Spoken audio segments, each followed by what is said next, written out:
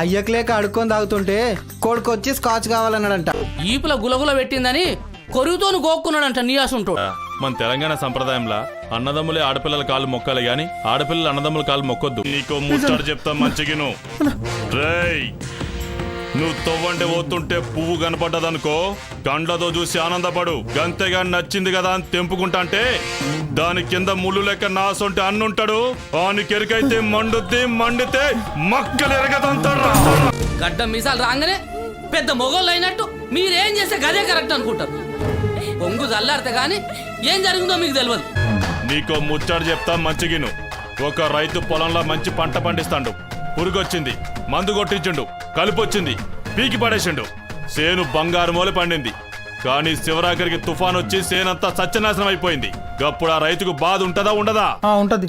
మరొసొంటిది సేను లెక్క బంగారు మూల పెంచుకుంటున్న నా చెల్లెల్ని ఈ నా కొడుకొచ్చి ఎత్తుకుపోతా అంటే నాకు బాధ ఉంటదా ఉండదా? ఉంటదా ఉండదా? ఉంటది ఉంటది.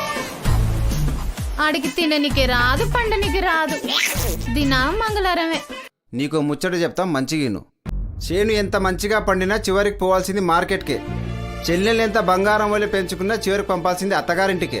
కాకపోతే మనం చూడాల్సింది ఏంటంటే వాడు మంచోడా కాదా, మన అమ్మాయిని మంచిగా చూసుకుంటాడా లేదా అని. ముళ్ళును ముళ్ళుతోనే తీయాలి, ఇది పాత సామెత. ప్రేమను ప్రేమతోనే జయించాలి, ఇది కొత్త సామెత.